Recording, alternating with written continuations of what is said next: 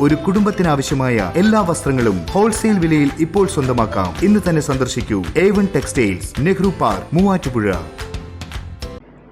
ആലുവ ഇടയാറിൽ ക്രഷറിൽ ലോറിയുടെ ഹൈഡ്രോളിക് ചാക്കി പൊട്ടിയുണ്ടായ അപകടത്തിൽ മൂവാറ്റുപുഴ സ്വദേശിക്ക് ദാരുണാന്ത്യം. പെഴക്കാപ്പള്ളി സ്വദേശി അജു മോഹനനാണ് മരണമടഞ്ഞത്. ഇന്ന് രാവിലെയാണ് അപകടമുണ്ടായത്.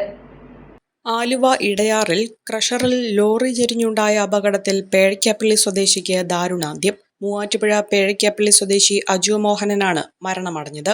ക്രഷറിൽ ലോഡ് ഇറക്കുന്നതിനിടെ ടോറസ് ലോറി ചെരിഞ്ഞപ്പോഴുണ്ടായ ആഘാതമാണ് അപകട കാരണം.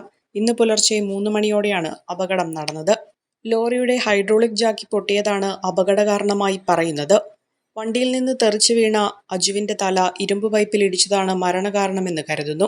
വെളുപ്പിനൊരു 3:45 3:45 സമയത്ത് ഞങ്ങൾ ഇവിടെ നൈറ്റ് ഡ്യൂട്ടിയിലായിരുന്നു. അപ്പോൾ കഴിഞ്ഞ് വന്ന സമയത്ത് അവിടെ 2-3 പേര് നിൽക്കണാണ്ട് ചെന്ന് അന്വേഷിച്ചപ്പോൾ വണ്ടി മറിഞ്ഞ് കിടക്കണം. ടിപ്പർ മറിഞ്ഞിട്ട് അതിൻ്റെ ഡ്രൈവർ അവിടെ പുറത്ത് കിടക്കണമായിരുന്നു.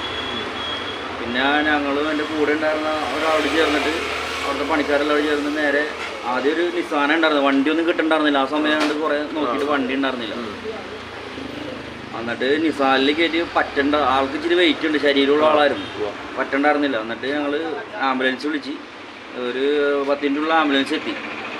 ആംബുലൻസ് എത്തിയിട്ട് നേരെ ആളെ സ്ട്രെച്ചറിൽ കയറ്റി എടുത്ത് കൊണ്ടുപോയത് ഇവിടെ ഈ മഞ്ഞുമ്മൽ സെൻറ്റ് ജോസഫ് ഹോസ്പിറ്റലില്ലേ, അങ്ങോട്ട് കൊണ്ടുപോയി.